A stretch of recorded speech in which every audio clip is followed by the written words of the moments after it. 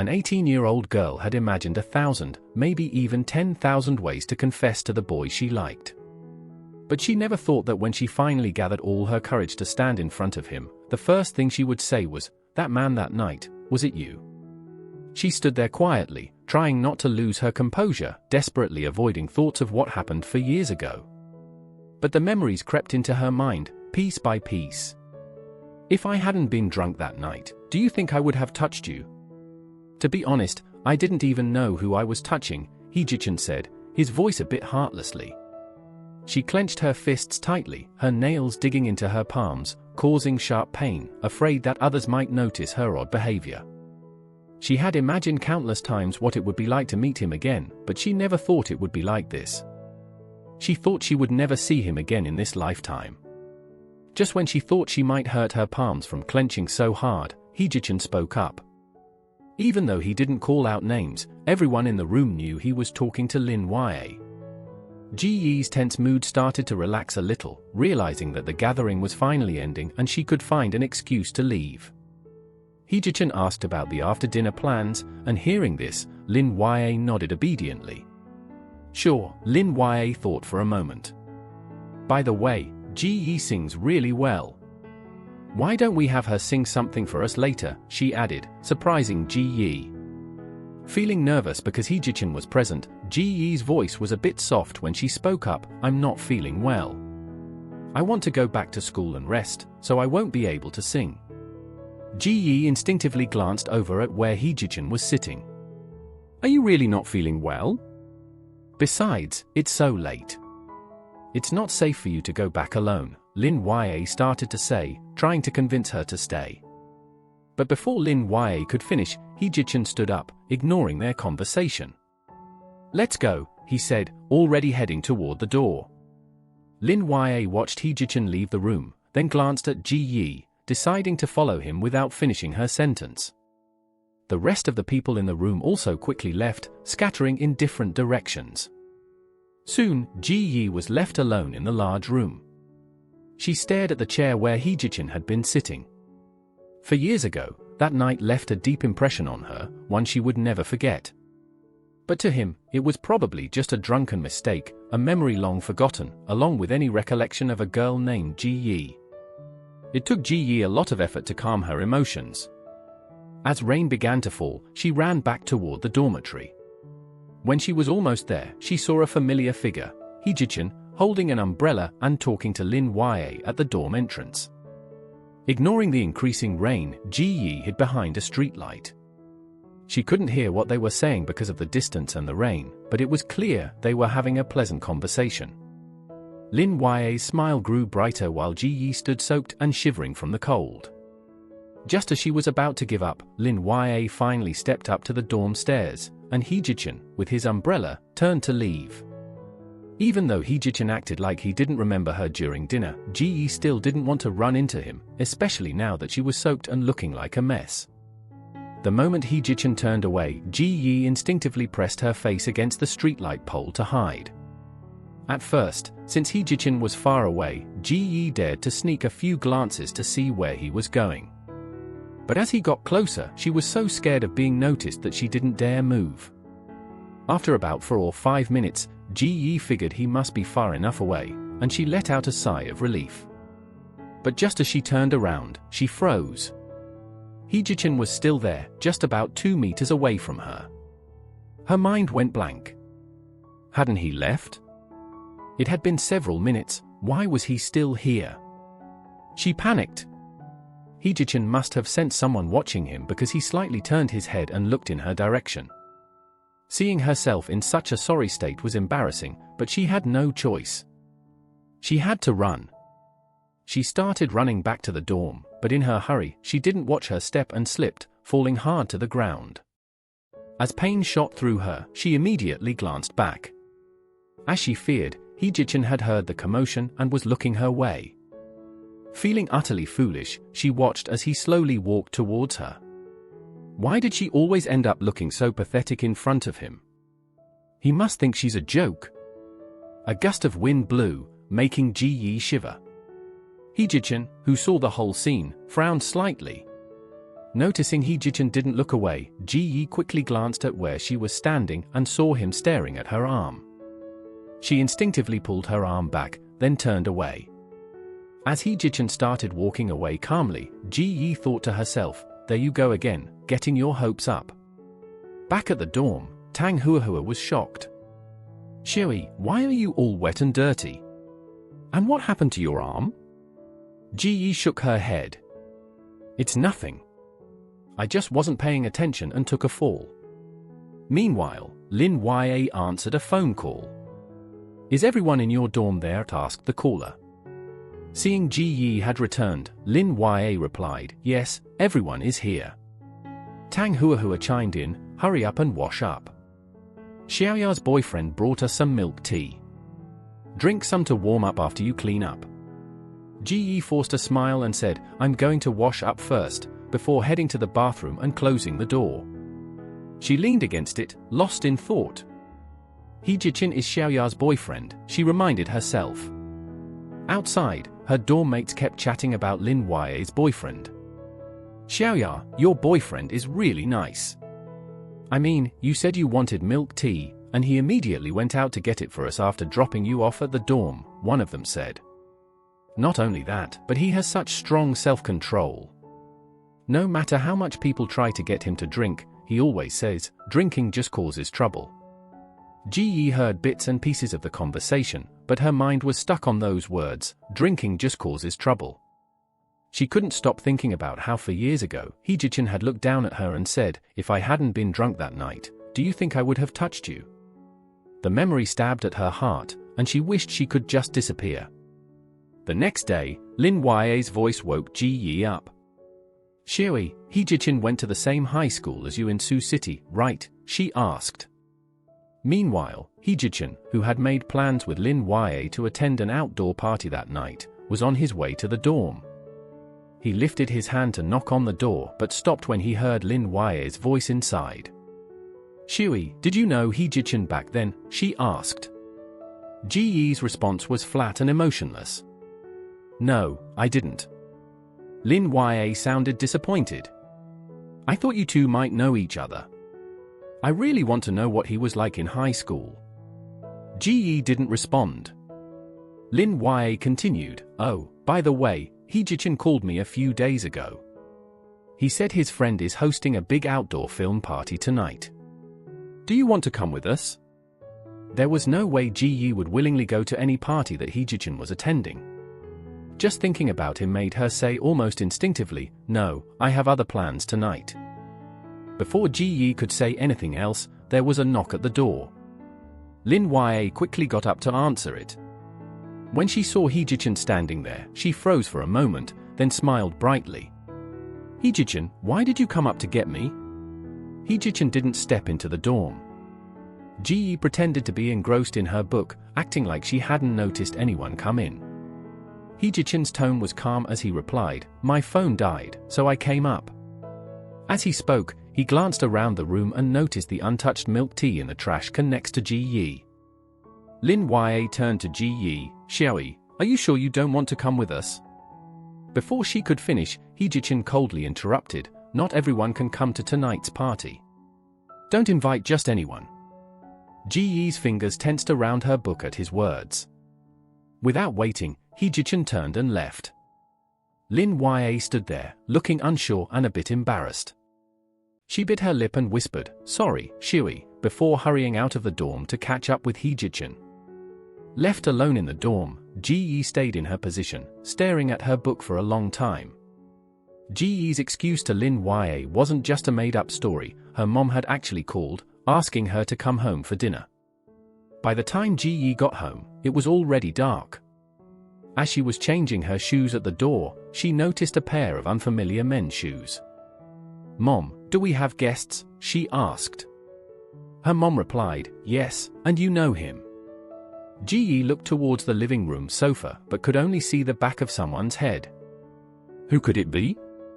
Before she could figure it out, her dad spotted her and said, "Shui, look who's here." As he spoke, Hee-jichin turned his head to look at her. Ji-yi froze for a moment, thinking, wasn't he supposed to be at some outdoor party with Lin Ya? How on earth did he end up here? Ji-Yee's dad noticed her confusion and explained, your mom ran into Hee-Jichin a few days ago. Remember how you used to trouble his aunt when you studied at your grandmother's in Sucheng? Since he's back, we thought we should invite him over. Ji-Yee's dad noticed she was still standing there, looking a bit lost. Without saying hi to Hee-Jichin, Ji-Yee's dad couldn't help but scold her a little. Shui, if I remember correctly, you and Hee-Jichin are classmates. How can you not even say hello? Ji-Yee was afraid her dad might notice the tension between her and Hee-Jichin. Even though she really didn't want to, she forced herself to stay calm and politely said, hi, long time no see. Hee-Jichin didn't ignore her. His response was polite and calm, matching her tone, long time no see. He quickly turned to her dad and started chatting about something else, as if he was scared to continue talking to Ji-Yee. After being apart for so many years, it was normal for them to feel distant. Ji-Yee's dad didn't pay much attention and continued their conversation. Ji-Yee, left awkwardly on the side, slowly pulled back her hand and, with a downcast look, left the living room to help her mom in the kitchen. She thought, if my dad weren't here, he probably wouldn't even say a word to me. At dinner, Ji-Yee's mom arranged for her and Hee-Jichin to sit next to each other. Being so close to him made Ji-Yee nervous. She could smell his scent, which made her feel even more uneasy. Her hand shook slightly, and she accidentally dropped some food onto her dress. She quickly stood up, I'll go clean this up. Standing in the bathroom, Ji-Yee thought, this is all in the past. Why put myself through this discomfort? She felt like sitting on pins and needles during the meal and decided to find an excuse to leave. She lied to her mom, saying a classmate needed her help, and hurriedly left the house. Hee-Jichin watched her leave with no expression on his face. When she reached the gate, Ji-Yee realized she had left in such a hurry that she forgot her jacket and wallet. She didn't want to go back, especially since Hee-Jichin was the reason she left. So, she stood by the roadside, focused on calling a ride on her phone. While she was glued to her phone, she didn't notice a car pulling up beside her. Just then, her mom called. She answered without hesitation. The car window rolled down, and someone inside looked at her. On the phone, her mom asked, Shui, what's wrong with your classmate? Is it serious? When Ji-Yee assured her mom it wasn't serious, her mom's tone relaxed and she changed the subject. Shui, what do you think of Jichin? A cold wind blew, making Ji-Yee sneeze loudly. Confused by her mom's question, she mumbled, what did you say? Her mom continued, you had to take a break from school for 3 years because of what happened back then. You're not getting any younger. It's time to think about your future. Hee-Jichin, about to get out of the car, stiffened. Without thinking, Ji-Yee blurted out, there's no way we could be together. His fingers trembled slightly, and he stopped moving. Why not? Her mom asked. When I and Jichin's mom were pregnant with you two, we joked that if one of you was a boy and the other was a girl, you'd get married. Ji-Yee rubbed her temples in frustration. If Hee-Jichin finds out about this, he'll probably think I'm shamelessly trying to marry him despite everything. Growing more agitated, Ji-Yee's voice became sharp and firm. Mom, I've told you before, there's no way Hee-Jichin and I can be together. No way. I wouldn't even think about considering Hee-Jichin, she said firmly into the phone. Just then, she heard a car door slam shut nearby. Glancing over, she saw a car she hadn't noticed before. Still focused on her call, she reiterated, Mom, I'm serious. I'd rather be with anyone but him. The car suddenly sped off, tires screeching and kicking up a gust of wind. Ji-Yee felt a strange sense of familiarity about the car but couldn't place it. When she got back to her dorm, her roommates were still out. As she settled in, the dorm phone rang. She picked it up. Hello, who are you looking for? A familiar voice responded, hello. It was Hee-Jichin. Ji-Yee's fingers tingled as she held the receiver. Why was he calling the dorm phone? Didn't he know Lin Ye was at an event? Trying to stay calm, Ji-Yee asked, are you looking for Lin Ye? Silence followed. After about a minute, Ji-Yee spoke again. Lin Ya's not here right now. I'll let her know you called. If there's nothing else, I'll hang up now." Before she could finish, Heejichin hung up, leaving her with a dial tone. Was he refusing to talk just because it was her on the line? Ji couldn't shake the feeling. On Friday, Ji got a call from her high school friend, Lee Da. Since Lee Da had a bit of a crush on Bo Hee, he would occasionally treat Ji and her dorm mates to a meal. Ji thought it was just another dinner invite, but this time, Lee Da surprised everyone by inviting them to a hot spring. When they arrived at the restaurant, Lin Ya, who was trailing behind, kept staring at Ji. She recalled the outdoor party where Ji mentioned that Heejichin had called their dorm. Bo Hee, overhearing their conversation, checked the call logs and noticed a call at 10 p.m. She said, "Wasn't I with you at that time? He definitely wasn't calling for you." There were only 4 people in the dorm, 3 of whom were at the party. Ji was the only one who wasn't there. Although Bo Hee's questions were dismissed with a flawless excuse that night, Lin Ya started to wonder what was the real relationship between Ji and Heejichin. Ji had expected the dinner to just include her dorm mates and Lee Da.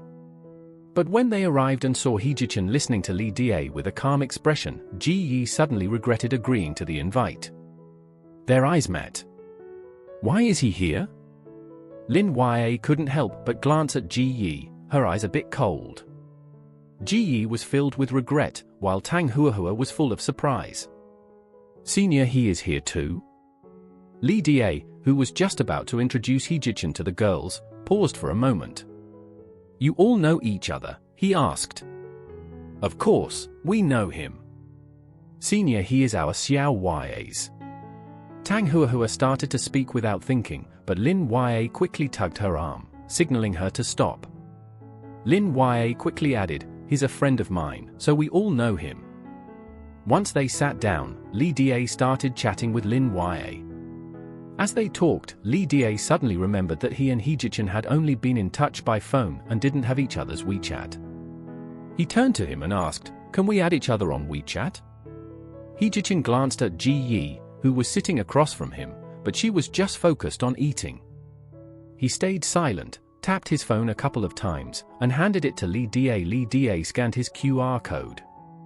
Tang Hua saw this and timidly asked, "Senior He, can I add you on WeChat too?" Heejichin nodded slightly. Tang Hua and Bo Hee also added him on WeChat, but Ji quietly drank her tea. Noticing this, Lee Da asked, "Xiao Yi, aren't you going to add him too?" Ji paused, staring at her tea for a moment. She looked up and lied naturally, "I left my phone in the hotel room." Out of the corner of her eye, she noticed a strange, cold look on Heejichin's face. Lee Da, a bit oblivious, didn't think much of Ji's response and changed the topic out of curiosity. "Why do you call Heejichin Senior He? If I remember correctly, he didn't graduate from your school, right?" Tang Hua quickly replied, "Senior, he graduated from our school." Bo Hee added, "He studied directing, so he wasn't in our performance major." Ji, who was about to take another sip of tea, froze when she heard Bo Hee's words. Wait, didn't Heejichin enter S University as the top scorer in the National College Entrance Exam? Why did he switch to B University? Back in high school, he was a renowned academic prodigy in Sioux City, gaining admission to the prestigious S University. Why would he change majors and leave such a top-tier school? Lee Da was shocked. "Heejichin, what were you thinking? Giving up a top university and your family's business to study something unrelated?" Unlike Lee Da's excitement, Heejichin remained calm, sipping his tea leisurely as if they weren't talking about him. When Lee Da blurted out, "Are you crazy, Heejichin?" he finally reacted, his eyebrows twitching slightly. He put his teacup back on the table with a clink, the crystal chandelier's light highlighting his stunning features even more. Although there was no visible emotion on his face, there was a deep, lingering sadness that seemed to emanate from him. "Yes. Are you crazy, Heejichin? You must be out of your mind to come here because of her." The next moment, he slammed his hand on the table and stood up abruptly, kicking his chair back as he stormed out. Heejichin left in a fury, leaving everyone baffled and creating an awkward atmosphere. Everyone exchanged puzzled glances and sat in silence for a while. Finally, Lee Da broke the tension. "What are you all waiting for? Dig in." As everyone started eating, Ji noticed her phone vibrating. She had lied earlier about leaving it at the hotel, so she discreetly picked it up. She quickly stood up. "I drank too much tea. I need to go to the restroom." As she walked away, Lin Ya noticed Ji's phone in her hand. Didn't she say she left her phone at the hotel?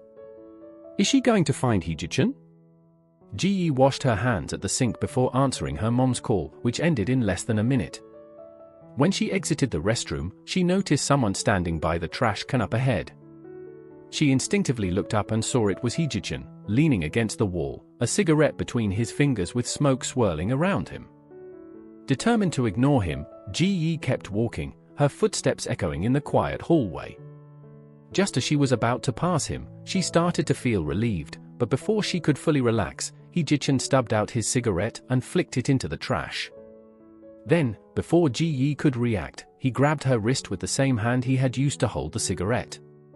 "For years ago, I still have to thank you for that. Want me to help you remember?" Ji's mind felt like it had been hit by a lightning bolt, making her shiver. She tried to yank her wrist out of Heejichin's grip, but he seemed to expect it and tightened his hold.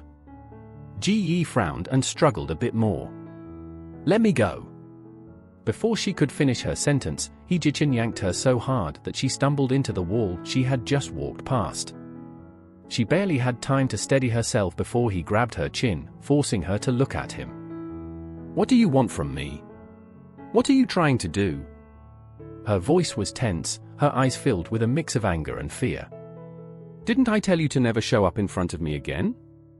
Maybe because she'd seen Heejichin more frequently lately, Ji was more immune to his presence.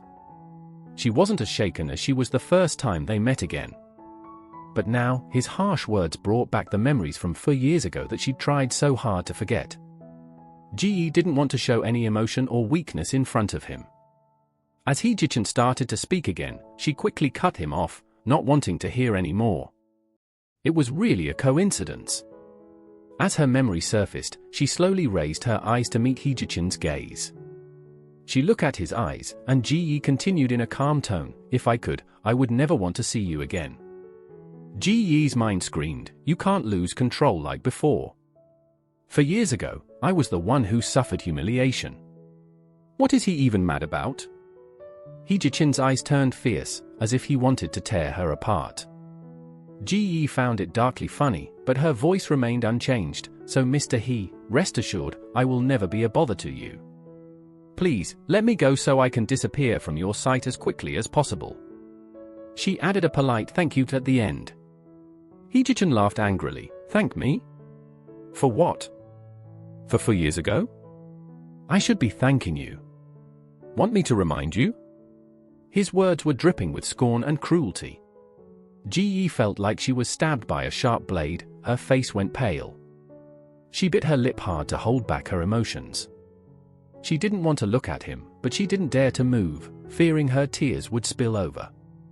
Heejichin seemed startled and abruptly let go of her, stepping back before turning and walking away. Ji waited until the sound of his footsteps completely faded away, then she slumped against the wall, sliding down to the floor.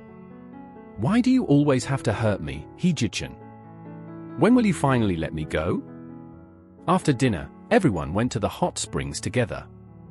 While the group was chatting away in the pool, Ji was sitting on a lounge chair not too far away. Lin Ya came over and whispered, "Ji, can you do me a favor?" Ji turned to look at her. "What's up?" she asked. "I'm on my period. I'm afraid it might stain my clothes. Can you go buy me some pads?" Lin Ya's request was no big deal, so Ji got up from the chair. "Sure, I'll go now," she said. Lin Ya smiled brightly. "Thank you so much, Ji. I'm really sorry to bother you." Ji nodded and headed toward the changing room. "I'll go back to my room now. Can you bring them to my hotel room later?" Lin Ya called out just as Ji was about to leave. Oh, I almost forgot. I moved to room 1808. I'm not next door to you anymore. Ji nodded again without saying anything and went straight into the changing room. Lin Ya watched her leave with a sly look in her eyes. After buying the pads, Ji returned to the hotel at the resort and took the elevator to the 18th floor. She found room 1808 and knocked on the door. From inside, she heard a familiar voice say, "The door's unlocked. Bring them in." Ji froze for a moment. It was Heejichen's voice. Oh, this was his room. That made sense. He was Lin Ya's boyfriend, so it was normal for them to be staying together. Quickly snapping back to reality, she grabbed the shopping bag, opened the door, and hurried inside. She thought, I better just drop this off and leave right away. As soon as she put the pads down, a tall figure loomed over her. Startled, Ji instinctively took a step back when she saw who it was. Trying to avoid any misunderstanding, she quickly said, "I'm here for Lin Ya." Heejichen chuckled, but his eyes were cold and menacing. "Nice excuse," he said mockingly. Heejichen looked down at her and continued, "Do you really think using this excuse to come to my room will make me keep you here?" This guy was impossible. Without saying another word, Ji moved to the door, determined to leave. Just as she opened it, the door swung open from the outside. Lin Ya's voice rang out, "Brother He, are you here?" "We just ordered some," she trailed off, looking shocked when she saw Ji. Tang Hua looked stunned and blurted out, "Ji, what are you doing here?" Before she could finish, her friend Bo He nudged her hard, giving her a warning look. Without thinking, Ji replied, "Lin Ya, weren't you supposed to be in the room?" Just as Ji started speaking, Lin Ya chimed in, but her words were directed at Heejichen, who was standing not far behind Ji. "Brother He, we just ordered some snacks and thought you might want some too. Do you want to join us?" Heejichen, still looking angry from before, didn't even lift his head as he refused. "All right, Brother He. If you get hungry later, just let me know." Lin Ya didn't wait for a response from Heejichen and instead turned her gentle gaze to Ji, pretending to be completely unaware of why Ji was in the room. She asked innocently, "Ji, what are you doing in Brother His room so late?" Ji's brow furrowed slightly as she started to understand the situation. Tang Hua, not wanting things to get too awkward since they all shared a dorm, quickly jumped in to smooth things over. If I remember correctly, Ji and Heejichen both went to the same high school in Suqing. Maybe they knew each other from way back. Bo He immediately nodded in agreement. "Yeah, that's right." Lin Ya put on a fake smile and said, "But I asked Ji before, and she told me she wasn't that familiar with Brother He." It all made sense now. Lin Ya was setting her up to look like Ji was trying to steal her friend's boyfriend. "Lin Ya, you really don't know why I'm here?" Ji asked. Lin Ya, clearly playing dumb, looked confused and replied, "Ji, what do you mean? How would I know why you're here? Didn't you tell me you got your period and asked me to buy sanitary pads for you, and then move into room 1808 and deliver them here?" Ji said, pointing to the pads on the cabinet by the door as proof. Tang Hua asked Lin Ya, "Is what Ji said true?" Lin Ya didn't respond to Tang Hua, but her eyes reddened as if she was deeply wronged. "Ji, why are you doing this? I never asked you to buy anything for me. I've been at the hot springs all night. If I really had my period, why would I be in the hot springs?" As Lin Ya spoke, she suddenly seemed to have an epiphany. "Ji, did you use me as an excuse because you wanted to see Brother He?" Ji watched the scene unfold, realizing that Lin Ya had planned all of this. Lin Ya's plan was meticulous, and it was clear she wasn't stupid. Lin Ya's eyes filled with tears. People often said that Ji, who became famous in her first year in the industry 4 years ago, was exceptional. If it weren't for the accident 3 years ago that left her in a coma, she would have been at the top of the entertainment world by now. I never knew she saw me as her enemy from the start. Ji, I can't believe you used me just to get close to Brother He after all I've done for you, Lin Ya said, playing the victim. Even Tang Huahua, who had been watching silently, couldn't stand it anymore. Ji Yi, just apologize. We still have to live together under the same roof. Although Ji Yi explained to everyone, no one believed her. Heejichin, who had witnessed everything but remained silent, stared at Ji Yi's back for a long time. He had words on the tip of his tongue, but they never came out. Standing with her back to Lin Yue at the door, Ji Yi let out a sarcastic laugh. Lin Yue, do you even believe your own lies? Lin Yue began to cry harder, trembling like she was genuinely scared. She looked so innocent, like she couldn't believe Ji Yi wouldn't admit to setting her up. Ji Yi, are you really going to keep blaming me? You're the one who framed me.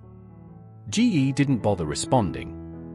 Instead, she took off her waterproof watch and started pressing buttons quickly. I really thought you were my friend, even when I realized you were using me, she said, her fingers moving fast. Suddenly, a voice recording played. Ji Yi, can you do me a favor? Can you buy me some sanitary pads and bring them to room 1808? Lin Yue's face went pale, looking like a thief caught in the act. As the recording continued, she jumped at Ji Yi, trying to grab the watch. Enough! Stop playing it, she screamed. Before she could reach Ji Yi, a strong hand grabbed Ji Yi's arm and pulled her back, shielding Ji Yi. The bag Lin Yue had thrown missed Ji Yi and hit the door with a loud bang. Heejichin stood there, his cold gaze making everyone shiver. Ji Yi was still in shock, her heart pounding from the scary memory. It took her a couple of seconds to come back to her senses and look at Heejichin standing in front of her. Without thinking why Heejichin would do that, she instinctively pushed his chest and stepped back a couple of steps, her gaze coldly fixed on Lin Yue. I gave you a chance, but you didn't take it, Ji Yi said. I never mess with people unless they mess with me first. Since you picked a fight with me, don't blame me for not holding back. Lin Yue's face turned frighteningly pale as Ji Yi, with the confidence of a queen, slowly approached her. Since you know that I've been a big deal since my first year at being, let me give you some advice, stop messing with me. With that, Ji Yi turned and left without another word. Only after her figure disappeared did Bo He and Tang Huahua snap out of it. Without saying anything, they exchanged a glance with Lin Yue, made some excuses, and left one after the other. Now, only Lin Yue and Heejichin were left in the suite. Lin Yue hung her head, too scared to look at Heejichin. How did things turn out like this? She remembered their first meeting in the cafeteria. That day, she deliberately sat next to Heejichin while talking to Ji Yi. Heejichin glanced at Ji Yi, who was leaving, and then he stood beside Lin Yue and asked, "Excuse me, do you have the time? My phone died." That moment felt like winning the lottery. Lin Yue tried hard to hide her excitement. Later, she pretended to be aloof when they exchanged numbers, but inside she was overjoyed when Heejichin reached out to her. But back then, she had no idea that Heejichin only approached her because of her friend.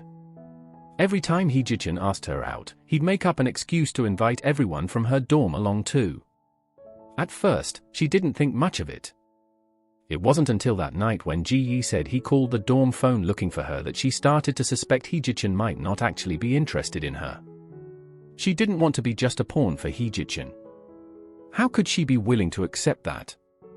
How could she stand it? Thinking about this, Lin Yue's fingers trembled slightly. She cautiously looked up at Heejichin, who was bending down to pick up her bag. For a moment, a glimmer of hope flickered in her heart. Was he forgiving her?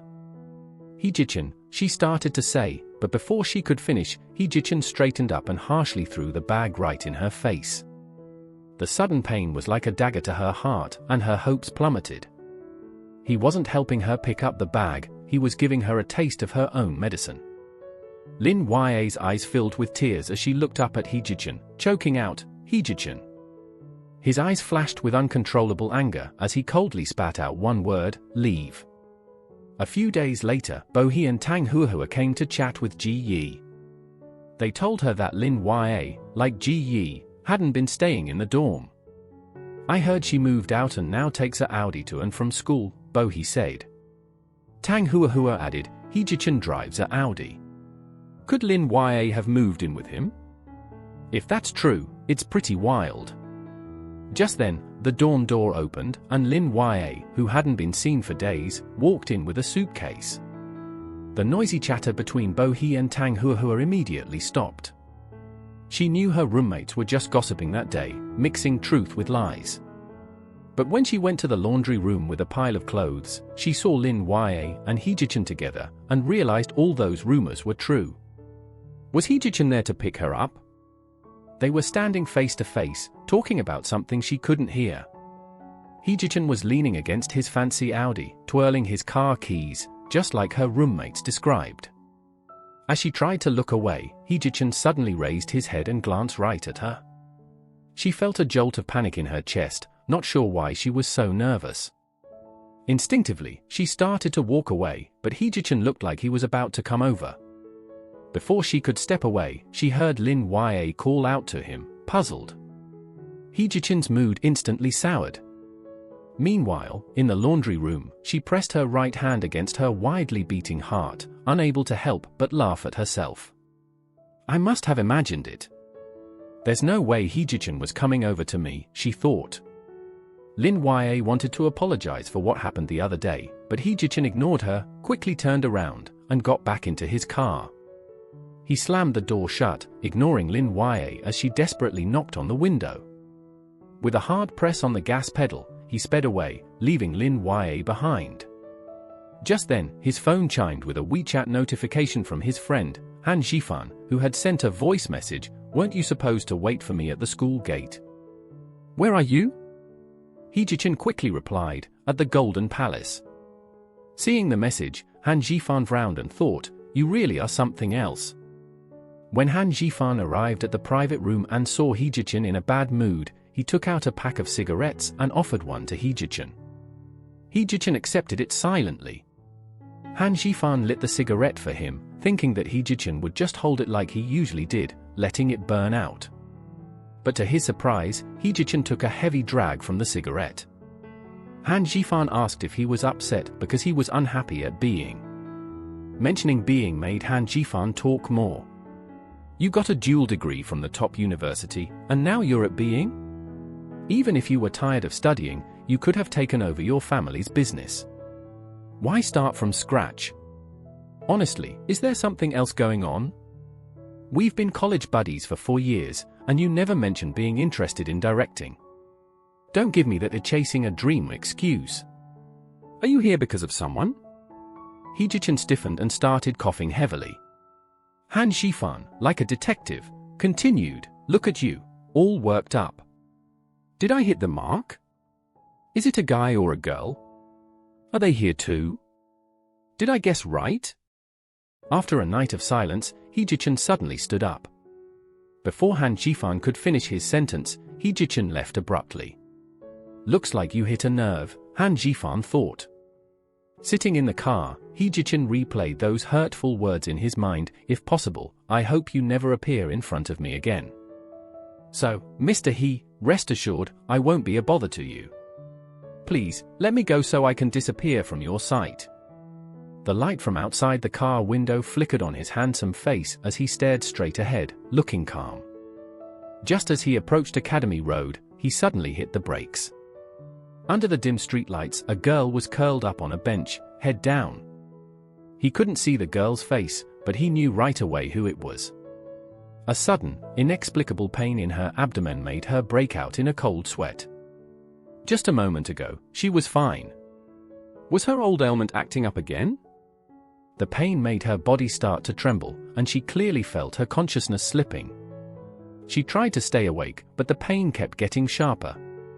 Her back was drenched in sweat, and just as she was about to pass out, she vaguely saw someone running toward her frantically. She heard a familiar voice, "Shui, wake up, wake up." Was she hallucinating? She hesitated for a moment.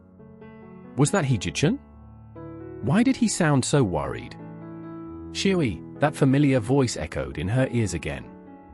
It must have been the pain causing hallucinations. Otherwise, why would he look so worried, holding her so carefully as if he was really concerned about her?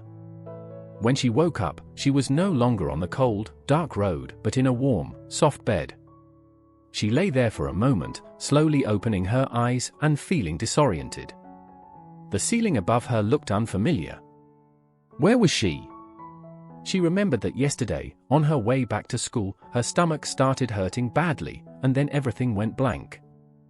She glanced around and saw that the room was completely unfamiliar. Then she noticed a wardrobe filled with neatly arranged men's clothes. Suddenly, she sat up and threw off the covers. So, Hee-ji-chun was the one who brought her home last night.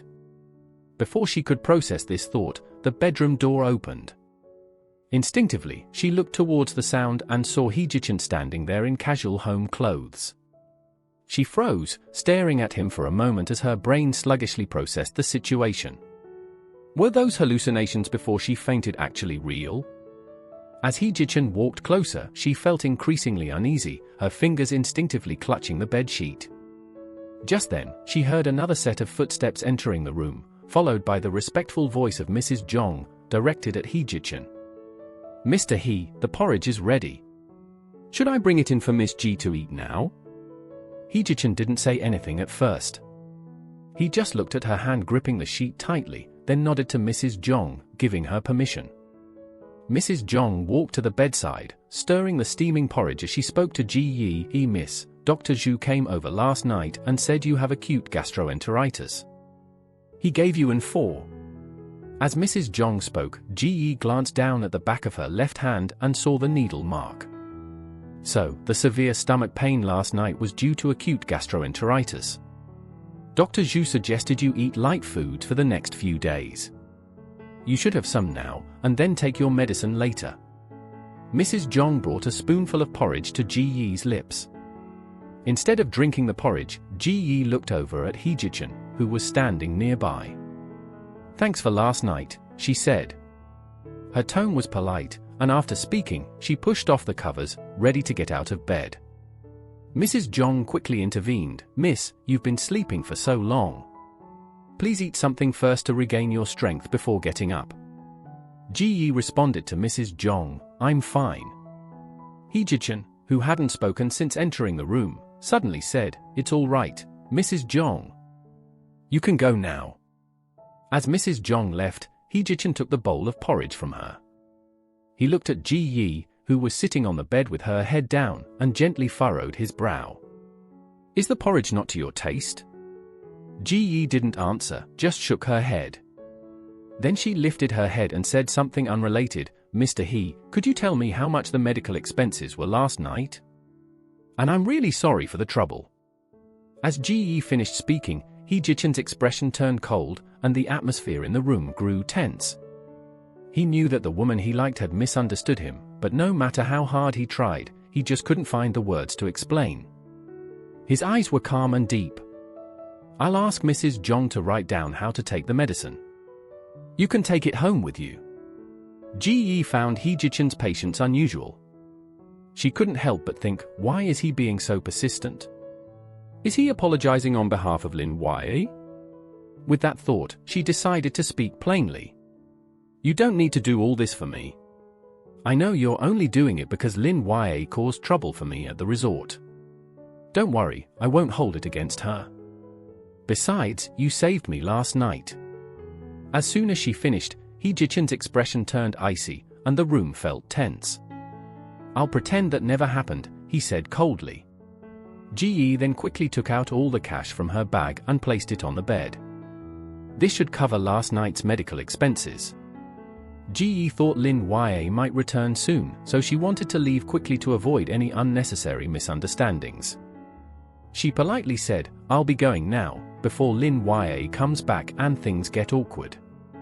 Just as she was about to leave, Hee-ji-chun suddenly stepped forward and grabbed her shoulder, slamming her against the door. He could barely catch his breath. After a moment, he managed to grit his teeth and say, "Are you that eager to pair me with Lin Wei? Let me tell you." At this moment, Hee-ji-chun suddenly realized the kind of words he almost blurted out. He clamped his mouth shut, pressing his lips tightly together. He wanted to say, "I have nothing to do with Lin Wei," but the words just wouldn't come out. His icy demeanor was so intense it sent chills down Ji Yi's spine, leaving her frozen in place, unable to move. She couldn't understand why he was suddenly so furious. Hee-ji-chun opened his mouth several times, struggling to find better words, but no matter what he did, she kept linking him with Lin Yue. Now, she even thought Lin Yue was staying at his place. The more he thought about it, the more frustrated he became, and his grip on her shoulder tightened. Suddenly, Ji Yi cried out in pain, which snapped Hee-ji-chun out of his anger. He quickly let go of her wrist and saw that he had squeezed it so hard it had turned red and swollen. Feeling a pang of guilt, he instinctively reached out, then pulled back. "You're still sick. Drink some porridge to settle your stomach. I'll take you home later," he said awkwardly. He wanted to explain his relationship with Lin Yue again, but Ji Yi cut him off, saying she didn't care. "It doesn't matter to me what goes on between you and Lin Yue. You've done enough. You don't need to take me home," she added, before walking out without looking back. Her calm and indifferent attitude only made Hee-ji-chun's anger boil even more. Watching her disappear through the bedroom door, he felt his emotions spiraling out of control. He sat there expressionless for a moment, annoyed with himself for not being able to speak clearly. Meanwhile, Ji Yi, sitting in a taxi, couldn't understand why someone who should be keeping their distance from her had saved her. Maybe he couldn't just ignore the situation back then. After taking some medicine, she fell asleep as soon as she got back to the dorm. When she woke up, it was already dark outside. As Ji Yi got out of bed, Tang Huahua noticed she was awake, took off her left earphone, and said, "You're awake, Ji Yi." Ji Yi responded and then noticed something strange. "Why is there a lunchbox on my desk?" she asked. Tang Huahua replied, "I figured you'd be hungry after sleeping for so long, and the cafeteria might be closed. So I brought you some food." The food looked like it was from the first cafeteria, but tasted different and much better than usual. Ji Yi, puzzled, turned to Tang Huahua and asked, "Is this really from the first cafeteria?" "It doesn't taste like it." Tang Huahua's eyes flickered before she said, "Maybe you're just really hungry and imagining things." She then sat down next to Ji Yi and spoke seriously. "Ji Yi, you know what? I heard something unbelievable this afternoon." Ji Yi glanced at Tang Huahua and asked, "What is it?" "It's about Lin Yue. I found out her boyfriend isn't Senior He." Ji Yi's fingers trembled as she thought about what happened at Hee-ji-chun's house that morning. She stayed silent, but Tang Huahua continued excitedly, "Her boyfriend is actually that playboy from our drama department, Yang Shaw. I always thought something was off between her and Senior He." As Tang Huahua kept talking, she suddenly realized something and exclaimed, "No wonder there was that one time I wanted to say Senior He was Lin Yue's boyfriend. But Lin Yue slapped me and I couldn't understand why. Now that I think about it, it was all just Lin Yue's wishful thinking. She made anyone believe she was Senior His girlfriend. So, Lin Yue and Hee-ji-chun never actually had any relationship. But whether they had a relationship or not doesn't really concern me." Meanwhile, on the other side, Auntie Jong appeared for the 5th time at the study door, where Hee-ji-chun was still standing motionless by the floor-to-ceiling window. "Mr. He, ever since Miss left, you've been standing here. Do you want to eat something?" Just like the previous 4 times, Hee-ji-chun remained silent. As Auntie Jong walked away, Hee-ji-chun's phone suddenly buzzed several times. Instinctively, he picked up his phone and stared at the screen. Tang Huahua had sent several messages. "Senior He, Ji Yi went to the hospital. The doctor said she's fine. She came back to the dorm and slept. When she woke up, she ate the food you sent. I told her everything you wanted me to say about Lin Yue. She took her medicine, watched some TV, and fell asleep again." The phone buzzed once more, and it was another message from Tang Huahua. "Senior He, why are you so good to Ji Yi?" Hee-ji-chun stared at these 3 words for a long time before blinking softly. Lately, it seemed like the 3 words he heard the most were, "Why are you?" A while back, when he ran into Lee Da at the Hot Springs Resort, Lee Da asked him after learning about his movie plans, "Why are you doing this?" Yesterday, at the Beijing Grand Hotel, Han Zhifan asked him, "I really can't understand, why are you giving up such a promising future to start over from scratch? Top university, scholarship to a university in M country, opportunities at the He Corporation, so what?" A bright future with endless possibilities meant nothing to him. What he wanted all along was just to have her within his sight. He never expected to actually possess her until that night 4 years ago, when fate twisted their paths together. Even after 4 years, He Jichin remembered clearly. His thoughts flashed back to the night of their senior year farewell party, where everyone forgot all the unpleasantness of the past 3 years. Almost everyone was drunk, including him. With a slight headache from the noise, he found an excuse to go to the bathroom. He was standing in the hallway, just lighting a cigarette, when he saw Ji Yi leaning against the women's restroom. Before he could say anything, Ji Yi smiled brightly at him, then stumbled over. Clearly drunk, Ji Yi could hardly stand, so he quickly reached out to steady her. With her balance regained, Ji Yi tiptoed to bring his face closer, studying him intently for a moment as if to recognize who he was. Then, in a slurred voice, Ji Yi said, "Are you senior He?" followed by a hiccup, and then she just fell asleep. What should he do? Earlier, worried about getting nagged by his mom for coming home late from the party, he had booked a room upstairs at the hotel. He decided to let Ji Yi stay there for now, and if things went on too late, he'd just spend the night at an internet cafe with his friends playing games. He placed Ji Yi on the bed, thinking he'd leave, but the drunken Ji Yi reached out, grabbed his tie, and wrapped her arms around his neck. He tried to free himself a few times, but didn't want to hurt Ji Yi by using too much force.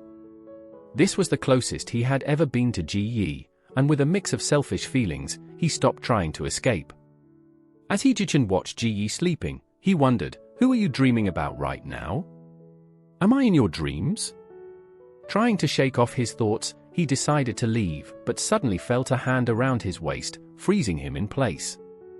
Ji Yi moved closer, pinning He Jichin down. "What are you trying to do?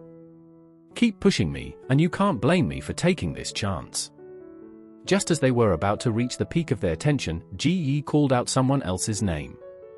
He Jichin couldn't remember exactly how things started. Maybe he had moved his hand to Ji Yi's neck, or Ji Yi had reached for his waist, or maybe they both made a move at the same time. But he clearly saw his own reflection in Ji Yi's eyes, and at that moment, he was completely lost. In short, by the time He Jichin came to his senses, they were both undressed. Looking at Ji Yi's fair skin, he lost all reason and, without hesitation, leaned down to fiercely kiss Ji Yi's lips. Things escalated quickly, so you'll have to imagine the rest yourself. Heads up! We get to this part where the girl seems to be overwhelmed and starts making soft sounds. Even though her voice is quiet, he can still hear it clearly. He Jichin snaps out of his thoughts, forcing himself to stop reminiscing. Even after 4 years, he still doesn't have the courage or right to relive those memories. Xiaoyi, how should I love you? One day, Ji Yi went to director Liang's company. Without an appointment, she was stopped by the young and pretty receptionist as soon as she entered the lobby. "Who are you here to see?" she asked. "I'd like to see Director Liang Wenxin," she replied. The receptionist told her that Director Liang wasn't in. She thought for a moment and then asked, "Is Shuyi still Director Liang's assistant?" Suddenly, she heard a voice from behind her. "Who's looking for me?" Shuyi walked up and paused. "Ji Yi, is that really you? After your car accident and disappearing for so long, I thought you had quit the entertainment industry." She explained, "I had to take a break for 3 years after the car accident, but now I'm making up for lost time in school." Shuyi, knowing what she came for, got straight to the point. "You're here for Director Liang's new movie, aren't you?" Without hiding it, she admitted, "I saw the news about the casting call for the new movie today, so I came to check it out." To her surprise, Shu Yi, being an old friend, didn't hesitate. "Come with me, I'll help you get in touch with director Liang. You know, you really do fit the image of the lead character." Her acting skills were amazing. For years ago, her performance in A Brilliant Fame made her famous all over the country. If it weren't for her accident, she might have been one of the top young stars by now. But all that glory vanished like smoke during her 3-year coma. The legendary Ji Yi became just a fleeting myth. Thinking about this, Ji Yi cleared her throat. No matter how great she was before, she had to start from scratch now. Just then, a staff member said there was an urgent matter that needed Shu Yi's attention, so Shu Yi asked Ji Yi for her phone number and promised to contact her later. Ji Yi thanked him and gave him her number, then watched as he politely said goodbye and left. Now all she could do was wait for his call. Suddenly, she heard someone call her name from behind, the voice hesitant as if unsure. Ji Yi jolted and turned around to see a familiar, stylish figure. If there's one person she don't want to see in this world, it's Heejichin. And the second is Qian Ji. She once considered Qian Ji her best friend. They both dreamed of being stars, but she was luckier than Ji Yi. Qian Ji was on TV by the time she was 6, shining as a child star. She started at the top, but despite her great start, she never became super famous. They finally got the chance to act in the same project, and after it aired, Qian Ji's performance didn't leave a big impression on the audience. But everyone remembered Ji Yi. Back in high school, Ji Yi and Qian Ji had made a promise: if either of them made it big, they wouldn't leave the other behind. Ji Yi knew Qian Ji was upset, so she went out of her way to promote her and even invited her to join her studio. But Qian Ji started hanging out with Xie Xiao, who had once framed Ji Yi. Ji Yi naively thought Qian Ji hadn't changed, but she didn't understand the bitterness Qian Ji felt from being overshadowed. The night of Ji Yi's accident, Qian Ji was supposed to ride with her, but she got out of the car with an excuse. Ji Yi didn't think much of it and told the driver to keep going. Then the crash happened. Before losing consciousness, she vaguely saw that the driver might have been Xie Xiao's boyfriend. While Ji Yi was in a coma, Qian Ji took over her studio and snagged the lead role in her new drama, even sharing the benefits with Xie Xiao. When Ji Yi woke up 3 years later, her studio was gone, her fame forgotten, and her classmates had graduated. She had to start over from scratch. As Ji Yi struggled at the bottom, Qian Ji was enjoying the success that should have been hers. Thinking about all this made Ji Yi give in for a moment. She had never planned to take back everything that was hers, but seeing Qian Ji now, she was determined to reclaim it all. Qian Ji, on the other hand, seemed much calmer. She walked up to Ji Yi, gave her a once-over, then smiled and said, "I almost didn't recognize you." "It's been a while, Ji Yi." Both of them knew the truth, but they played along. Ji Yi gave a sweet smile. "Yeah, it's been a minute." Qian Ji's smile grew even brighter. "So, when did you wake up? You've probably seen online that I've been super busy these past 2 years with all my gigs." Ji Yi noticed how Qian Ji emphasized gigs, clearly trying to brag and make her feel bad. But Ji Yi just kept smiling and replied calmly, "I woke up about 6 months ago." "Oh, really?" Qian Ji seemed frustrated that her words weren't having the desired effect. She glanced at her phone and then nonchalantly asked, "You're here to see Shu Yi about director Liang's new movie, right?" Ji Yi nodded confidently, "Yes, I am." Qian Ji's smile turned mocking. "Well, Liang's movies are way harder to get into now compared to 3 years ago. And let's be honest, you're not the same Ji Yi from back then."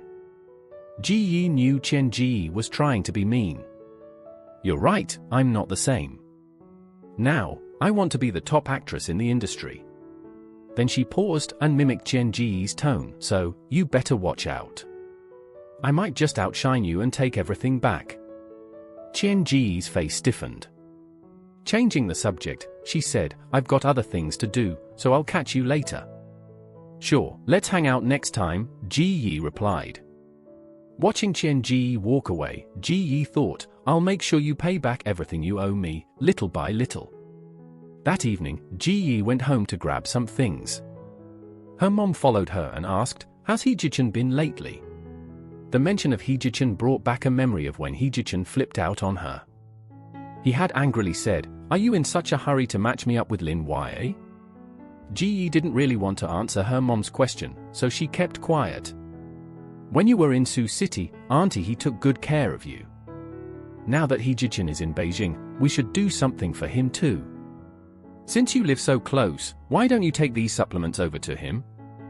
Ji-yi instinctively refused. I don't know where he lives, and I don't even have his contact info. How am I supposed to give them to his?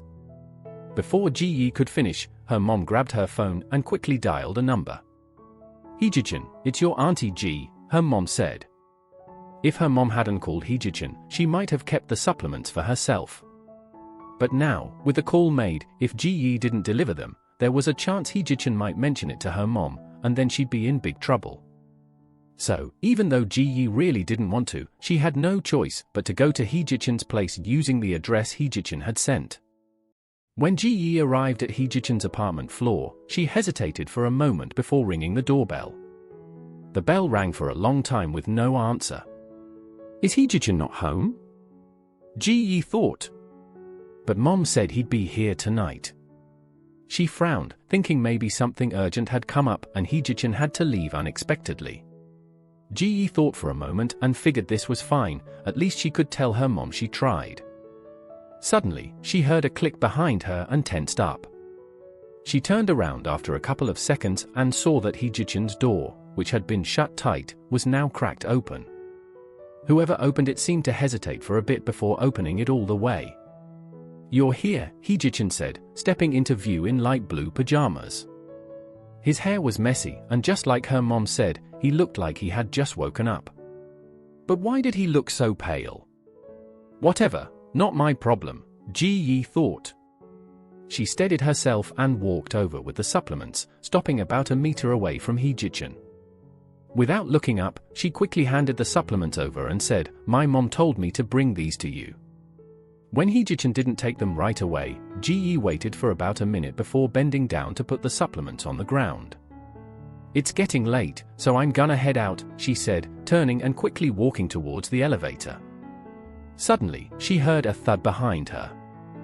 Instinctively, she turned around and saw Hee-ji-chin, who had been standing in the doorway, collapsed on the floor. Hee-ji-chin, are you okay? Ji-yi asked. Hee-ji-chin's eyes were closed, and he looked completely out of it, radiating a sickly vibe. So he wasn't just sleepy, he was actually sick. Ji-yi snapped herself attention away from Hee-ji-chin. No way, she thought, I can't care about him. If he faints, it's none of my business whether he lives or dies. She turned just in time to see the elevator doors slowly open. She told herself not to hesitate and not to give Hee-ji-chin another chance to humiliate her. Afraid she might soften if she stayed a moment longer, Ji-yi stared straight at the elevator's floor numbers, frantically pressing the close button. I've done what my mom asked, she thought, the rest isn't my problem. The elevator descended, and as soon as the doors opened, Ji-yi rushed out. She remembered how Hee-ji-chin had told her never to appear in front of him again, so there was no need to run back to him. But then, Ji-yi's steps came to a sudden halt at the entrance of the apartment. She remembered that just a few days ago, when she had collapsed on the street from a stomachache, it was Hee-ji-chin who had picked her up and brought her home. Swallowing hard, Ji-yi turned around and headed back to Hee-ji-chin's apartment. Once there, she dragged Hee-ji-chin to the bed and gave him some fever medicine, but his temperature still wouldn't go down. Ji-yi pulled the covers over Hee-ji-chin and accidentally brushed against his chest. It was just like 4 years ago, his skin was firm and burning hot. Memories of that night they had spent together flashed in Ji-yi's mind, making her shiver as she quickly pulled her hand away. She shook her head, trying to stop herself from thinking about it. If she had a choice, she wouldn't be in the same room as Hee-ji-chin. Luckily, Hee-ji-chin stayed asleep the whole time, giving Ji-yi some peace. Eventually, she drifted off to sleep, feeling dazed and exhausted. Hee-ji-chin groggily opened his eyes and saw Ji-yi sleeping beside the bed. He was a bit confused about why she was there. Suddenly, Ji-yi lost her balance and started to fall. Hee-ji-chin quickly reached out to catch her, a small smile tugging at his lips as he pulled her into his arms. Did she really stay here to take care of me while I was unconscious? She must be exhausted. Over the years, he dreamt of moments like this many times, but only in his dreams did he dare to imagine her by his side. Just then, Ji shifted into a more comfortable position and fell back into a deep sleep. Her soft body, with its faint familiar scent, snuggled closer to him, filling his senses. He didn't dare move, afraid that any motion might shatter this fragile reality. Yet, just holding her wasn't enough. The room's intimate atmosphere got the better of him, and instinctively, he hugged her tighter, trapping her in his arms. Suddenly, a sharp, tearing pain shot through his earlobe, making him freeze in place. Ji had bit down hard, her voice hoarse and panicked as she demanded, "Let go of me."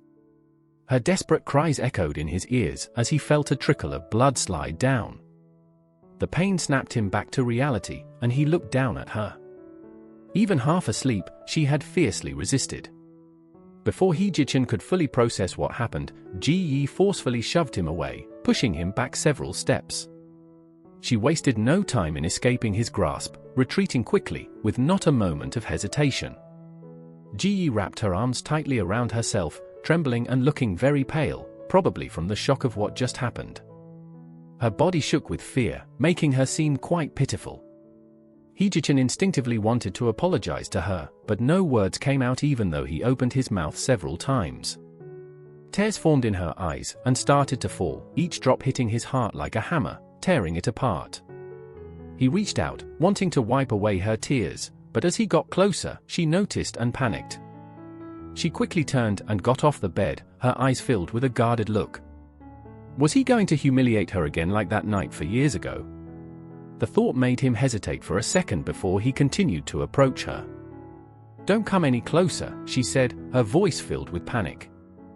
She backed away as he took a step forward.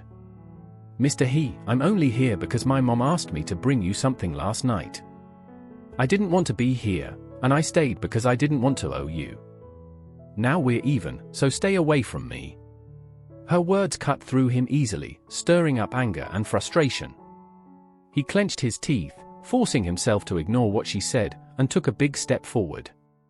As he tried to reach out again, she reacted fiercely, like a scared kitten, and forcefully pushed his hand away. "Mr. He, I think you know very well what I said to you that night 4 years ago. Whether it was then or now, you understand that from start to finish, I only..." Before she could finish her sentence, the intense emotions that had been quietly simmering in Hee-ji-chan's eyes suddenly flared up. It was like she didn't notice the change in his demeanor and kept talking. Knowing what she was about to say, Hee-ji-chan couldn't take it anymore and interrupted her harshly. She paused for a moment, then continued, "I've always seen you as..." But Hee-ji-chan, not wanting to hear the rest, raised his hand angrily and swung it towards her. Instinctively, she shut her eyes in fear, but his hand stopped just short of hitting her, creating a rush of wind near her ear. Hee-ji-chan hesitated for a long time before he slowly turned to look at her. "I'm sorry, it was my fault.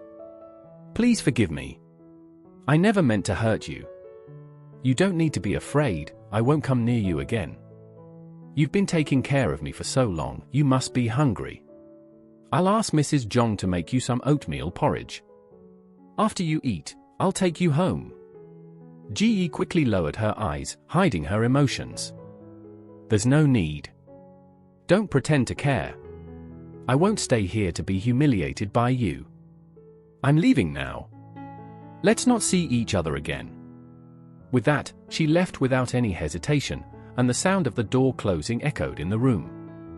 Hee-ji-chan suddenly felt like his whole body and soul had been completely drained. He was exhausted inside and out.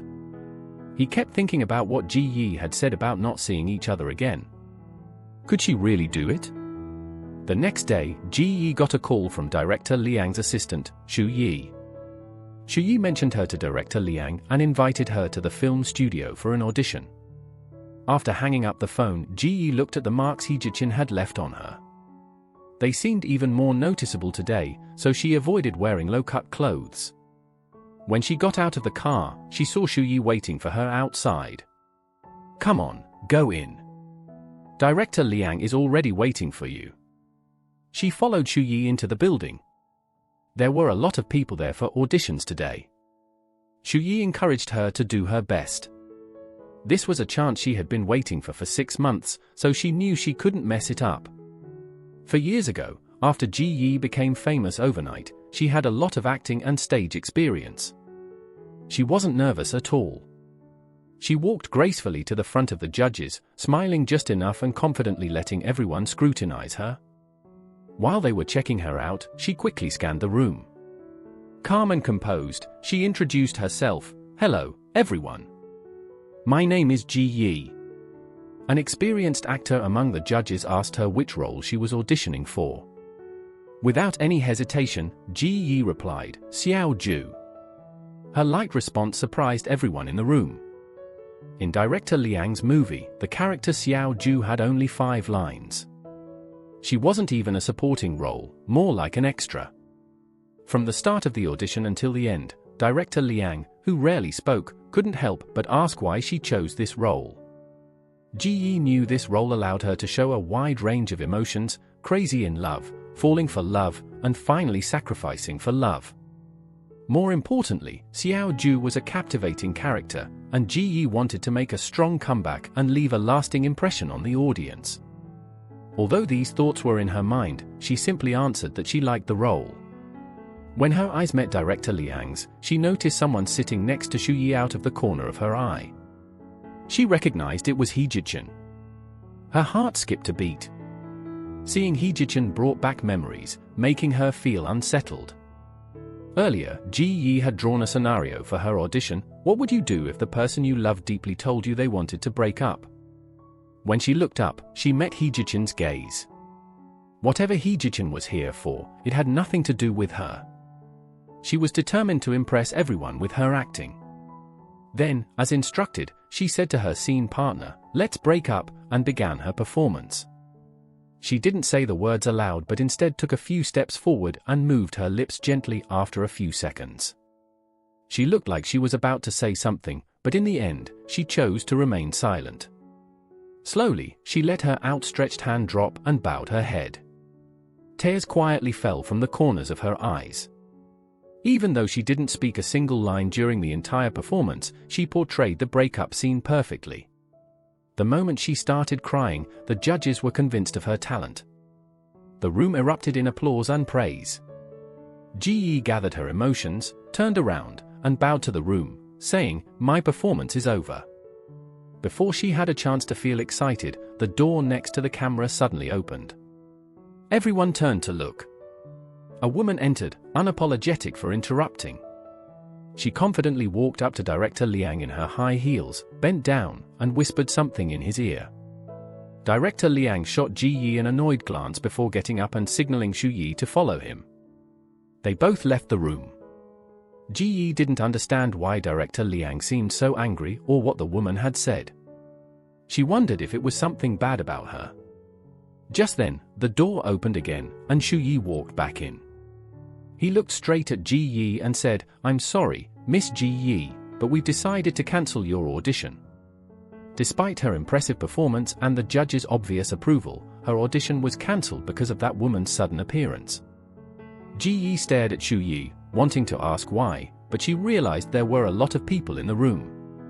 She figured that the woman who ruined her chances must have planned this, and if she made a scene, things could get even worse for her.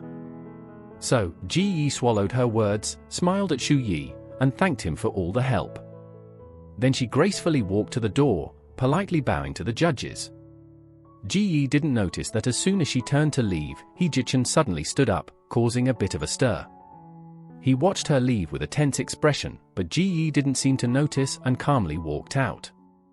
Once she was out of sight, He Jichen angrily kicked the chair behind him and hurried after her. Even though she felt upset and angry, Ji Yi didn't want to show it in front of the woman, so she kept a gentle smile on her face as she left the room. She pretended not to see the woman chatting and laughing with director Liang, and walked towards the elevator. Just as the elevator doors were about to close, a delicate hand reached in to stop them. The doors opened again, and the woman walked in with an arrogant air. "You saw me, so why didn't you say goodbye?" the woman said. Ji Yi's expression didn't change, and she ignored her, acting as if she didn't exist. After a long pause, the woman spoke again. "Ji Yi, you're not the only one who's changed in the past 4 years. I've changed too." As Ji saw her enter the elevator, she wondered if the woman chased after her just to brag. Ignoring her taunts, Ji thought, "You just said a few words to director Liang, and my audition got cancelled. But what can you do now? Just leave quietly." The woman continued with a smug smile and a mocking laugh, taunting Ji's efforts to break into the entertainment industry. "You think you can make it here? You can't even get your foot in the door." Just as Ji stepped out of the elevator, she paused and smiled slightly. She hadn't wanted to argue, but the woman wouldn't stop. Slowly turning back, Ji grabbed her chin and said, "You keep saying I'm no match for you after 4 years, so why did you come to deal with me personally if I'm just a minor character? What are you afraid of, really?" Ji leaned closer to her ear and whispered, "Should I say you're insecure or just pathetic? Whether it's 4 years ago or now, you still see me as a threat." The woman's smile faded, replaced by a cold expression, and Ji could see the venom and sharpness in her eyes. After a moment, the woman finally spoke, "I didn't expect you to be so sharp-tongued after all these years. But aren't you curious what I told Director Liang?" Pausing for 2 seconds, she continued, "I told him you were pregnant, that you had a scandal 4 years ago. Why would he hire someone with such a messy background?" So that's what she had told the director. Ji bit her lip and looked down for a moment. She had to admit, this woman had really put her in a tough spot. The worst-case scenario had come true. Ji thought, she's right.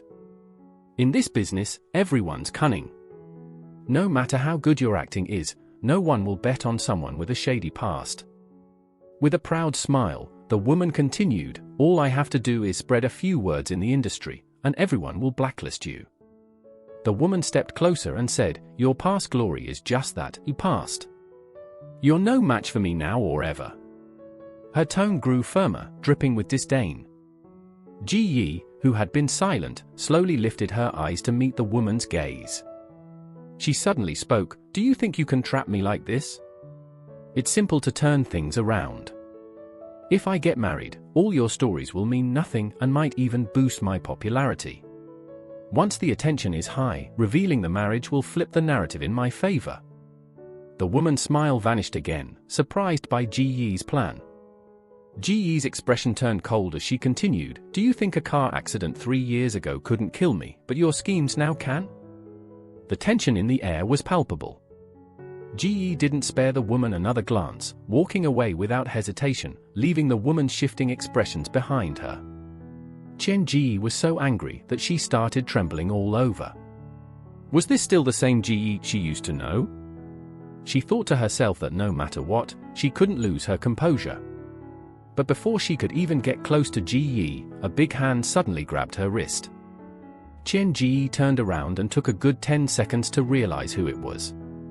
It was Hee-Ji-Chen, someone she hadn't seen in a long time. She barely said his name when he cut her off, his voice much colder and more distant than before. "Everything you just said was true. She was really pregnant 4 years ago?" After all these years, he was still bringing up Ji. "Is that all you have to say to me after all this time?" It was clear Hee-Ji-Chen wasn't in a good mood. Even after all these years, he still had the habit of lighting up a cigarette when he was annoyed. With a cigarette in his mouth, he replied, "Yeah, that's it." Her heart sank when Hee-Ji-Chen spoke again, "Stay away from her." The color drained from her face. "Hee-Ji-Chen, are you doing this on purpose? You know I don't want to hear about her from you, but you keep bringing her up." Hee-Ji-Chen laughed like he heard the funniest joke ever and took a few steps towards her. The moment he stopped, the casual air around him disappeared, replaced by a heavy sense of pressure. He sneered, "You think too highly of yourself. Whether I like it or not is none of your business. Do you think I'm here to catch up with you? Stay away from her, whether you like it or not," Hee-Ji-Chen said firmly. As he spoke, he crushed the cigarette in his hand and tossed it into a nearby trash can. "Since the day you met her, you've never beaten her. Wherever she is, that's the peak. If she isn't at the top, I'll make sure she gets there." After delivering this in one breath, Hee-Ji-Chen turned and walked away. Suddenly, Chen Ji, who had been standing there, snapped back to reality and blocked his path. Aren't you curious if she was pregnant for years ago? I'll tell you now, yes, she was. She found out on July 20th, just 7 weeks in. It was because of that night with you on June 1st. So, yes, the child she was carrying was yours. Chen Ji continued as if reading Hee-ji-chun's thoughts, but do you know what happened to your child? She didn't want her family to know, so she contacted me first. I went with her to the hospital, and the doctors found it was an ectopic pregnancy. For her safety, they immediately scheduled a surgery. She didn't want you to know because she didn't want you to feel even more guilt and pity towards her. The last thing she wanted was for you to treat her kindly out of pity. So she made the appointment and terminated the pregnancy as soon as she found out. If I'm not wrong, you gave up your spot at the top school and came to this place because of her, right? Even being here today, it's still all for her, isn't it? She treats you like that, so why are you still doing this for her? Do you think she'll appreciate everything you're doing? Or even care? Hee-ji-chun seemed frozen in place as Chen Ji's words sank in. His eyelashes fluttered slightly, and his gaze, which had been wandering into the void, refocused calmly as if he hadn't heard a word Chen Ji just said. What I do for her is my business. I never expected her to appreciate it or care. After saying this, Hee-ji-chun brushed past Chen Ji and walked away. Even after she coldly got rid of their child, he's still protecting her. A confusing mix of envy and jealousy filled Chen Ji's heart. She spun around and stared at Hee-ji-chun's back, shouting hysterically, Hee-ji-chun, do you think your one-sided love for her means anything?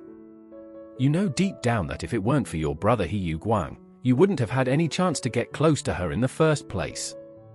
Hee-ji-chun was usually good at hiding his emotions, but when he heard the name Hee-yu-gwang, his body noticeably trembled. He continued walking a short distance before stopping, memories of 5 years ago flooding his mind. It was during the morning recess. He was leaning against a chair in the schoolyard, casually smoking a cigarette as countless students passed by. He overheard a conversation between some girls behind him. The question was, what would you do if you were out alone one night and got harassed by 2 thugs? One girl said she'd call the police, another said she'd scream for help. Hee-ji-chun thought to himself, why waste time with all that? I'd just punch each of them, problem solved. At the same time, another girl answered, I'd punch them both too. Hee-ji-chun turned his head, curious to see who had the same idea as him, and his eyes landed on a tall girl with long, flowing hair. Ever since Hee-ji-chun became famous across all the high schools in Sioux City, he'd seen countless pretty girls every day, but none of them ever caught his eye. They were all as dull as plain water to him. But something about this girl's silhouette gave him a rare sense of excitement. Just as he was about to take a closer look, the chubby guy he sent to buy a Coke rushed back, sweating, Chen Ji, here's your Coke. Unfortunately, he blocked Hee-ji-chun's view. Frustrated, he snapped, what Coke, huh? Move! He shoved him aside, but by then, the girl had already disappeared.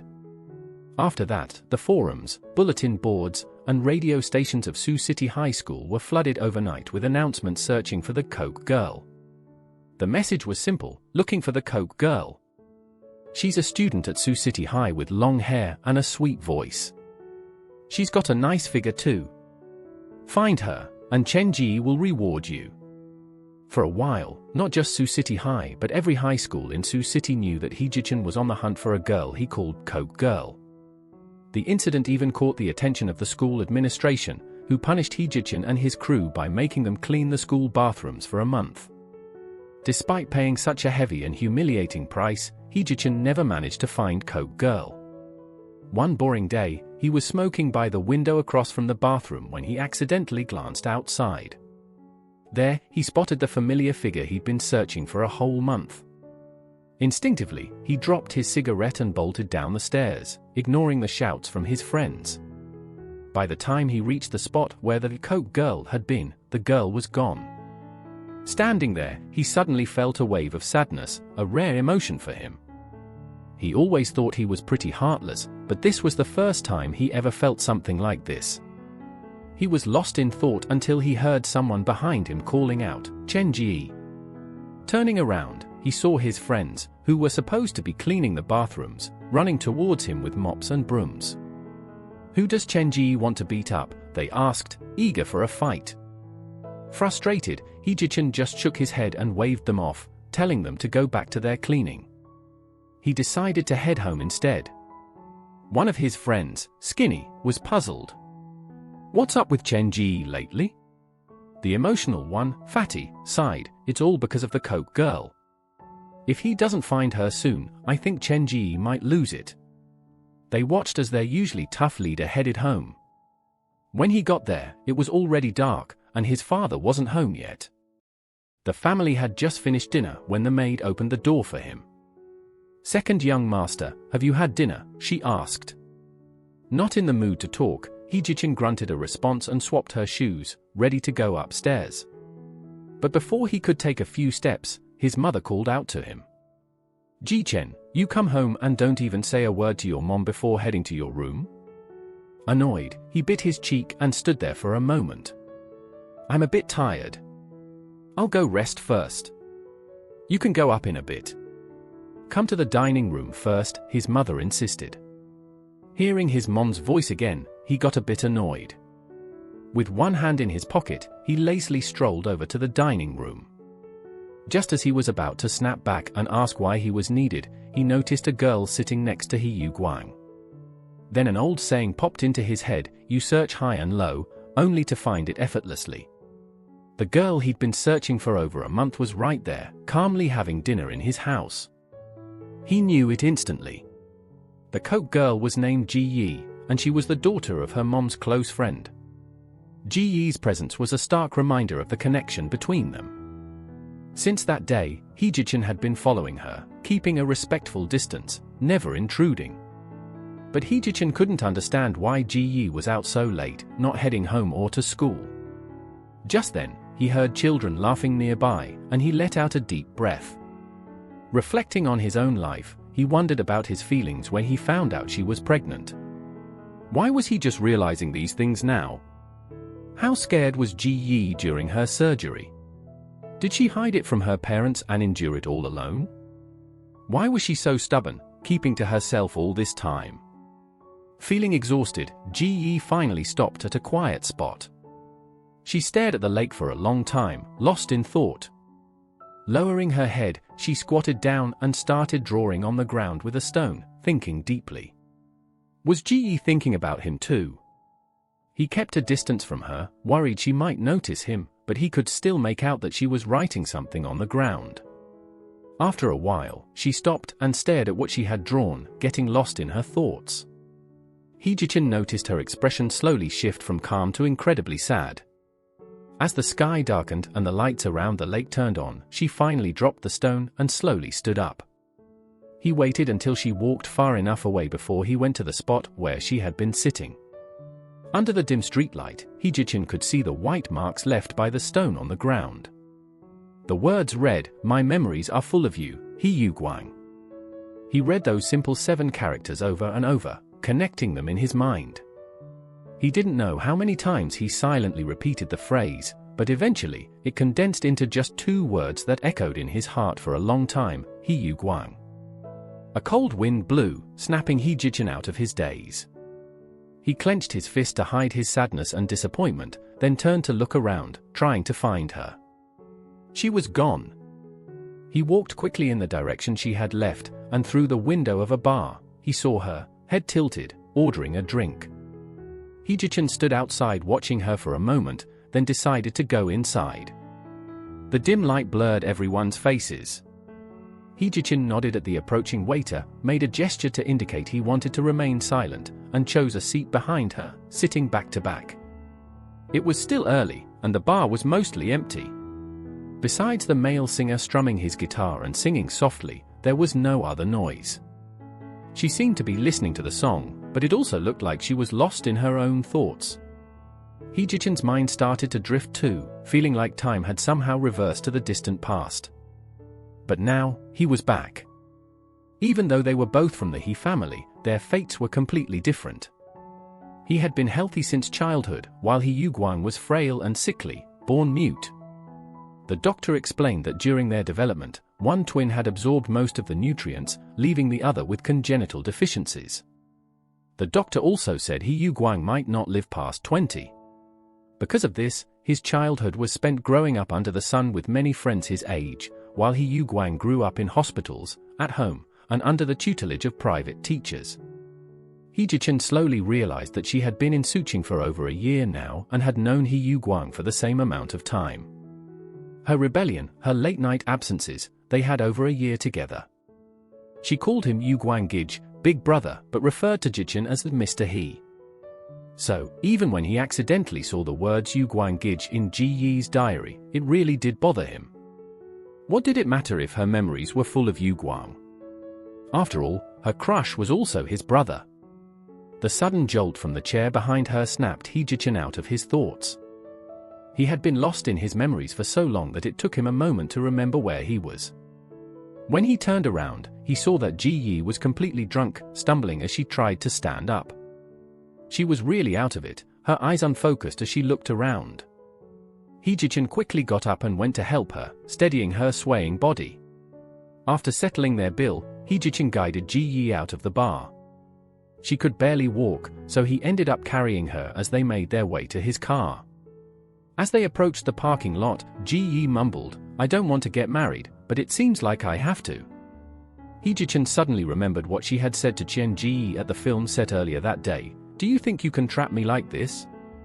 It's easy to break out of this situation." He Ji-chen stopped in his tracks, wondering if she was really considering marriage just to get out of the bind Chen Ji Yi had put her in. A little while later, Ji Yi, still barely coherent, spoke again, "But I really don't want to get married." He Ji-chen composed himself, quietly resumed walking, and gently placed her in the car. As he did, her mumbling became clearer, "I've had someone I wanted to marry for years." He knew, he had known for a long time.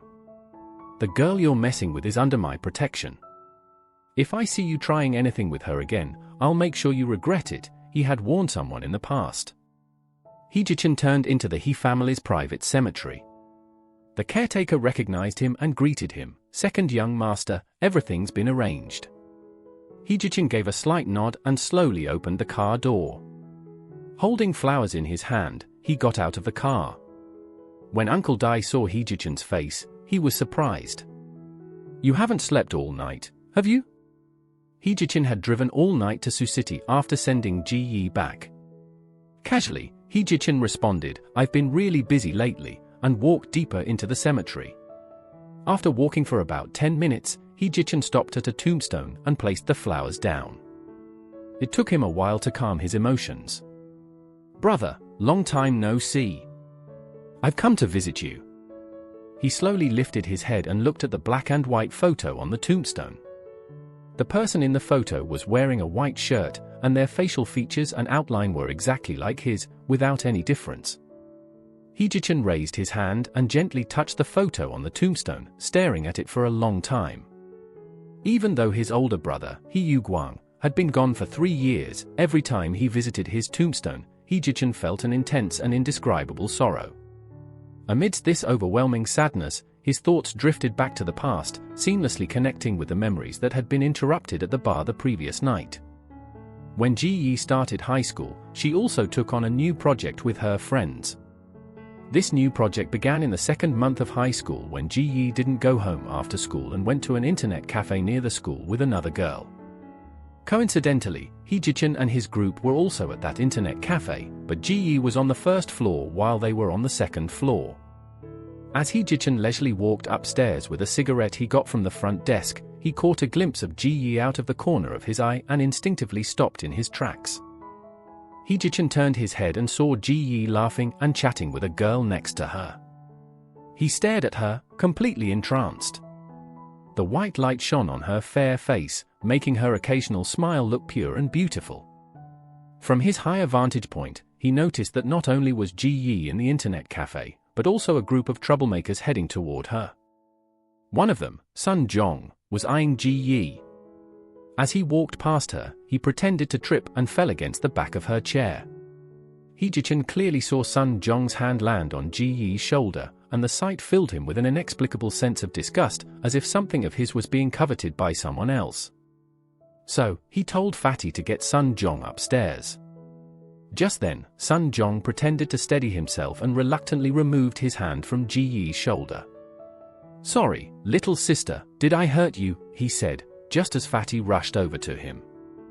Back in the day, Heejichin and Sun Jong often clashed while vying for dominance at Sucheng First High, but Sun Jong always lost. Knowing that Fatty was Heejichin's reliable aide, Sun Jong followed without a word when Fatty said Chen Ji wanted to see him. Fatty put an arm around Sun Jong's shoulder and cheerfully led him upstairs. Ji Yi, unaware of what was happening, looked puzzled as they went up. Within half a minute, Fatty and Sun Jong appeared before Heejichin. Fatty pushed Sun Jong forward like a prize, saying, "Chen Ji, here's the guy you wanted." Sun Jong stood to the side, his voice cautious as he tried to please Heejichin. "I heard you were looking for me," he said. Heejichin didn't respond, his head lowered so his expression was hidden. Slowly, Sun Jong extended his hand as if to shake hands. "If you don't mind, let's be friends." Heejichin finally looked directly at Sun Jong, then shook the hand that had just touched Ji Yi's shoulder. A second later, a heart-wrenching scream echoed through the room. Without thinking, Heejichin kicked Sun Jong in the stomach, sending him to the ground. Looking down at Sun Jong, who was now writhing in pain, Heejichin coldly said, "Keep it down, don't let my coke girl hear." Holding back his anger, Heejichin grabbed Sun Jong by the collar and dragged him closer. "Do you know why I'm beating you?" he asked. Sun Jong, trembling and in pain, replied that he didn't know. Heejichin then told him that the girl he touched downstairs was under his protection. He warned Sun Jong to stay away from her. "If I catch you bothering her again, you're done for," Heejichin threatened, then told him to get lost. Sun Jong scrambled to his feet and ran towards the stairs. After that commotion, Heejichin lost interest in staying at the internet cafe. He glanced downstairs to see Ji Yi and her friend still there, occasionally covering their noses and frowning from the smoke around them. He turned to his crew and ordered, "Switch out the other customers near Coke Girl and her friend, and tell them their drinks are on the house. Make sure no one bothers them. And put out your cigarettes, this place is smoke-free for tonight."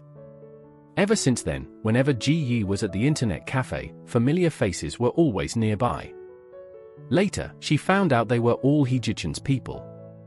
He had overheard Ji Yi complaining to He Guang about how hard high school classes were. This casual comment made Heejichin secretly decide to study more, just to help her. When Ji Yi complained to him about her grades not improving, she found a thick stack of notes on her desk the next day. Later, Heejichin was in the study room and happened to open her diary. It said, "With Heejichin's help, my life seems to have changed a lot. Whether it's shopping at the supermarket or getting hot water in the cafeteria, I never have to wait in line. The best seats in the cafeteria are always reserved for me. I never have to do cleaning duties or wipe the blackboard after class, there's always a group of people helping me. I never get scheduled for duty." The most unbelievable thing was that in the summer of that year, in early October, a neighboring school reported some bad news. A girl was attacked on her way home from school at night because the street had no lights. That street was the very same one Ji Yi took to go home after school. But the day after they discussed this incident, the street miraculously had streetlights installed. She didn't understand why Heejichin was suddenly being so nice to her. Until one day, she went downstairs to find He Guang and overheard their conversation at the stairwell. It turned out that Heejichin was being so nice to her because He Guang had asked him to. From then on, she thought Heejichin was actually a decent guy, not as bad as the rumors said. When his brother thanked him for taking care of Ji Yi, he wanted to say that he did it out of his own will, but instead, he blurted out, "I promised you I would, and I always keep my promises."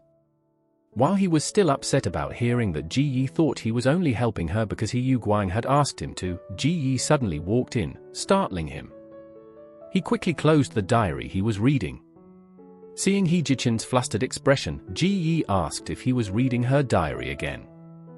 Heejichin denied it, saying he was just helping her and Yu Guang tidy up the desk, and then he changed the subject by asking if she needed something. Ji-yi smiled and said, "Today is Yu Guang's birthday. I'm performing a solo dance at the school anniversary celebration as a gift for him. I'm heading to practice now, so please tell him." When she happily turned to leave, he thought, "You do know Yu Guang and I are twins, right? But you didn't invite me. Today is my birthday too." Later, Heejichen's friends planned a surprise for him. Heejichen, feeling curious, opened the door and saw Ji-yi, dressed in a fancy performance costume, sitting in the middle of a private room sofa.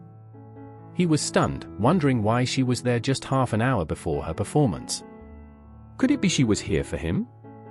Just as he was about to ask, Ji-yi suddenly stood up, picked up a full glass of beer from the table, and with everyone around them cheering, she walked over and splashed the beer in his face. "Heejichen, I thought you were responsible. Did you think it was cool to forcibly bring me out of school like this?" Heejichen was left dazed and confused by Ji-yi's sudden outburst. His friends, who overheard Ji-yi's sharp words against their leader, were immediately unhappy. One of them even angrily demanded, "Say that again. Who do you think you are, talking to our Chen like that? Do you even know how much he?" Before the second guy could finish, Heejichen, who had been silent until now, suddenly spoke up, his voice chillingly cold, "Everyone, shut up. Who brought her here?" A guy, now looking meek and scared, stepped forward. "Chen, we saw her." Heejichen didn't even bother listening to their excuses. "Apologize to her. Now." They hesitated, but after Heejichen shouted, "I said apologize," they finally turned to Ji-yi and mumbled their apologies one by one. Heejichen still looked upset. Once the last person had apologized, he stepped aside to open the door. As Ji-yi walked past him, he quietly said, "My brother is waiting for you over there." Ji-yi responded coldly, "Got it," and left without looking back. Later, Heejichen warned his friends that if anyone bothered Ji-yi again, they would face serious consequences. That night, he smoked cigarette after cigarette, feeling miserable and thinking about Ji-yi. Somehow, he had pushed her further away. After what seemed like an eternity, he stepped out of the room to get some fresh air. Frustrated, he exhaled smoke and called out her name, "Ji-yi, how can I get close to you?" Just then, a voice startled him. Heejichen heard someone call Ji-yi's name and came over. "Don't go. Come on, since you're wearing your performance outfit, why not show us a piece first?" When he saw what was happening, he ran over without a second thought. In the scuffle, Sun Jong suddenly pushed Ji-yi, but instead of feeling the expected pain, she fell into a warm embrace. Ji-yi opened her eyes and looked up, surprised to see Heejichen. The moment he saw Sun Jong trying to hurt her, he was furious. He grabbed Sun Jong by the collar as he tried to escape, his eyes blazing with anger. "Looks like you really don't learn. I never give a second warning," he said, then kicked Sun Jong to the ground. As Sun Jong struggled to get up, Heejichen stomped on his back and spat out, "Apologize." Just then, one of Sun Jong's buddies saw his leader being stomped on and grabbed a bottle, charging at Heejichen. "How dare you touch our boss?" he yelled, but before he could finish, Heejichen kneed him in the stomach. The thug let out a painful scream, and the next second, another guy tried to kick Heejichen. He quickly blocked with his arm and, without giving him time to react, smashed his fist into his face, knocking out several teeth. In less than half a minute, all three guys were on the ground, groaning in pain.